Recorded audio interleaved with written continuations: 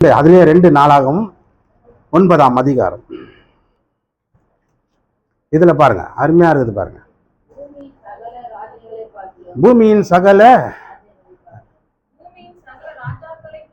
சகல ராஜாக்களை பார்க்கலாம். ராஜாவாகிய சாலமோன் ஐஸ்வர்யத்திலும் ஞானத்திலும் சிறந்தவனாயிருந்தான். சாலமோன் இருதயம்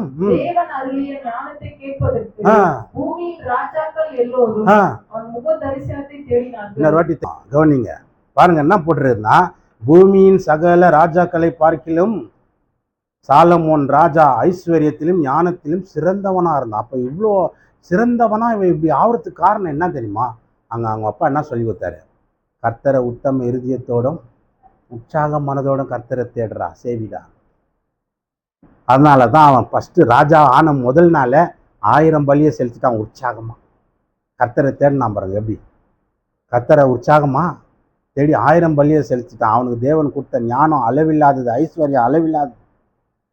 பூமியில் இருக்கிற ராஜாக்கள் எல்லாரையும் பார்க்கல, அவன் ஐஸ்வர்யத்திலும் ஞானத்திலும் சிறந்தவனா இருந்தான். பயங்கரமா இருந்தான், பயங்கரமா இருந்தான், சிறந்தவனா இருந்தான். ஏன்? இவன் கர்த்தரை தேடினவனா இருக்கிறான். உத்தம இருதயத்தோடு உற்சாக மனதோடு கடவுளை தேடின ஒரு ஆள் இவன். என்ன காசு இல்லையா, பணம் இல்லையா? ராஜானா என்னங்க, காசு பணத்துக்கு குறைவா, சொத்து சொகத்துக்கு குறைவா? ஆள் பலம், படபலம், பணபலம், எல்லா பலமும் இருக்குதுங்க. அரசியல் பலம் வேறங்க. இது மாதிரி 5 வருஷம் அரசாள்ற ஆட்சியெல்லாம் கிடையாதுங்க. யுக யுகமா அவன் வயசான காலம் வரைக்கும் அவன் தான் ராஜாங்க. அப்படிப்பட்ட ஒரு ஆளுகைங்க. இப்படியாப்பட்ட ஆளுகை செஞ்சவனுக்கு ஐஸ்வர்யத்திலும் ஞானத்திலும் சிறந்தவனா இருந்தான். இப்போ அங்குகிற ராஜாக்கள் என்ன பண்றாங்களாம்? 23ஆம் வசனம், சாலமோனின் இருதயத்தில் தேவன் அருளிய ஞானத்தை கேட்பதற்கு பூமியின் ராஜாக்கள் எல்லோரும் அவன் முக தரிசனத்தை பாருங்க. மற்ற ராஜாலாம் இந்த ராஜா மூஞ்ச பார்க்கறதுக்காக, இவன் முக தரிசனம் பார்க்கறதுக்காக தேடி இவனை தேடி வராங்க. அப்போ நம்மளை தேடி ஆட்கள் வரணும்னா நாம யாரை தேடணும்? நாம கர்த்தரை தேடினா நம்மளை தேடி ஜனங்க வரும்படி பார். பூமியில் இருக்கிற ராஜாக்கள்லாம் இவன் முக தரிசனம் கிடைக்குமா அப்படின்னு வரான். இவன் முக தரிசனம் கிடைக்குமான்னு வரான். இல்லையா? இல்லையா? கர்த்தர் நல்லவர். பாருங்க, ஒரு பிரதம மந்திரி ஃப்ளைட்லேருந்து இறங்குறாரு. இறங்கி வரும்போது அவரை பார்க்குற எம்பிக்கள், எம்எல்ஏக்கள், அந்த இவங்க அந்த ஊர் தலைவர்லாம் வந்து நிற்கிறாங்க. பிரதமர் வராரு. பிரதான் மந்திரி ஆயா ஹே, பிரைம் மினிஸ்டர் வந்திருக்கிறார். அப்போ பிரதான் மந்திரி வந்திருக்கும் பொழுது அவருக்கு மேலே சால்வை பொறுத்த சாதாரண சால்வையாக வாங்கி போவாங்க. சொல்கிறாரு பாரு, சால்வையே 2000 ரூபாய் சார் அப்படின்னு. அப்படி போத்தினோன்னா அப்படி இழுத்து போட்டார். அவர் பூச்செண்டு கொடுத்தாங்க. அந்த பூச்செண்டு 5000 ரூபாவான் அந்த பூச்செண்டு. அதை அப்படி கொடுத்தான். அப்படி வாங்கி அப்படி போட்டு போயின்னுங்கிறார். அப்போ பாருங்க, அவ்வளோ பெரிய பிரதான் மந்திரி வராரு. அவர் சந்திக்கும் போது ஒரு 5000 ரூபாய் பூச்செண்டு அவன் கஷ்டப்பட்டு தேடி கண்டுபிடிச்சி அதை வாங்கி வந்து சுகபத்திரமா வச்சுருக்கிறான். வாடிடாத அளவுக்கு. அவர் எப்போ வராரோ அப்போ கொடுக்கணும் அவன் கையில். அதை கொடுக்குறான். 5000 அவனுக்கு பெருசு. ஆனால் அந்த பிரதம மந்திரிக்கு அது ஒன்றுமே வாங்கி போட்டு போயின்னுங்கிறார். இல்லையா? அந்த மாதிரி இவனுக்கு இந்த ஞானமும் ஐஸ்வர்யமும் சிறந்து விளங்கினவனா இருந்தானே, இவனை தேடி ராஜாக்கள் வந்தாங்களாம் முக தரிசனம் பார்க்கறது. நீ ஆண்டவரை தேடுற ஆளா இருந்தா உன்னை தேடி நிறைய பேர் வர ஆரம்பிப்பாங்க. உன்கிட்ட வந்து உதவி கேட்பாங்க, உன்கிட்ட வந்து ஹெல்ப்புக்கு நிற்பாங்க, உன் முக தரிசனத்தை பார்க்க ஜனங்க வருவாங்க. இதுதான் தேவனுடைய ஆசீர்வாதம். இதுதான் தேவனுடைய ஆசீர்வாதம். இவ்வளோ பெரிய ஆசீர்வாதம் அவனுக்கு எப்படி வந்தது?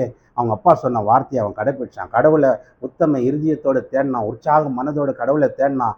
கடவுள் அவனை சிறந்து விளங்கும்படி ஆசீர்வதிச்சிட்டாரு. இப்போ இவனை பார்க்க நிறைய பேர் அப்பாயின்மெண்ட் வாங்கிக்கின்னு கியூவில் நிற்கிறான்.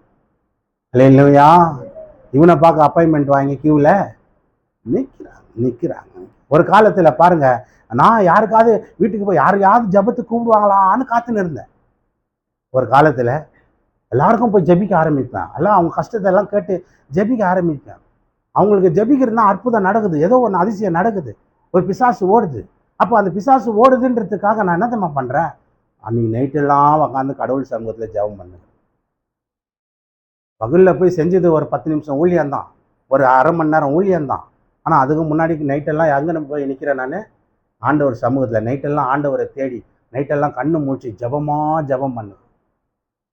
கர்த்தர் நல்லவர். இல்லையா? பாருங்க, ஆரம்பத்தில் முதல் பிரசங்கம் எனக்கு ஒரு யூத் டீமில் எனக்கு கொடுத்தாங்க. நீ இன்னைக்கு இங்கே ஒரு ப்ரேயர் செல்லு, இங்கே ஒரு மீட்டிங் இருக்குது, ஒரு வீட்டில் ஜெபக்கூட்டம் இருக்குது, நீ தான் பிரசங்கம் பண்ணான்னு யூத் லீடர் சொல்லிட்டாரு. என்ன பண்ண நான் அன்றைக்கெல்லாம் வேலையே ஓடல, உக்காடுறேன், ஜெபம் பண்ணுறேன், ஆண்டவரே உபவாசம் இருக்கிறேன், ஜெபம் பண்ணுறேன், ஆண்டவரே எனக்கு கொடுத்துருக்க. எவ்வளோ நேரம் தெரியுமா எனக்கு பிரசங்கம் டைமு? வரும் 10 நிமிஷம் தான், 10 மினிட்ஸ். 10 மினிட்ஸில் ஒரு பிரசங்கத்தை பண்ணணும். ஆனால் அந்த 10 மினிட்ஸ் பிரசங்கத்துக்காக நைட்டு ஃபுல்லாக ஆண்டவர்கிட்ட உட்காந்து ஜெபம் பண்ணிக்கிறேன். ஆண்டவரே நாளைக்கு அந்த 10 நிமிஷத்தில் எல்லாரும் தொடப்படணும், எல்லாரும் ஆசீர்வதிக்கப்படணும், நீர் எல்லாரையும் ஆண்டவரை தொடணும்னு சொல்லி நைட்டெல்லாம் உட்காந்து ஜெபம் பண்ணி உபவாசம் இருந்தாங்க. மறுநாள் சாயந்தரம் ஆச்சு, வேர்த்து ஊற்றுது, கை கால்லாம் நடுங்குது, முன்ன பின்ன பேசுனதே கிடையாது. போய் நிற்கிறேன் ஒரு வீட்டில் நின்னவொன்னு ஃபேனெல்லாம் ஓடுது, நான் தொப்பு கட்டி ஆகிட்டேன். ஃபேனெல்லாம் ஓடுது, ஏன்னா நர்வஸ்ன்றாங்களே, என்னம்மா அது நர்வஸு, நர்வஸாகி அதாவது பதட்டமாகி வேர்வையாக ஊற்றுது. எல்லாம் என்ன பார்க்குறேன், நல்லா தானே ஃபேனெல்லாம் ஓடுது, நல்லா சாயந்தரம் நேரம் குளுங்காத்தாக்குது, இவருக்கு எப்படி இப்படி ஊற்றுதாப்பா அப்படின்னு பார்த்தா உள்ளே இருக்குது நர்வஸு இல்லை. அப்புறம் அந்த பிரசங்கம் சகைவை பற்றி, ஃபஸ்ட்டு பிரசங்கம் அதுதான், சகைவை பற்றி அவ்வளோதாங்க. பேசி முடிச்சவனே எல்லாம் கையை தட்டி அந்த எனக்கு பிரசங்கம் கொடுத்தாரு, கட்டி பிடிச்சிக்கினார். சார் நீங்கள் அருமையாக பேசினப்போ உன்னை இன்னும் நினச்சேன் உன்னை அப்படி.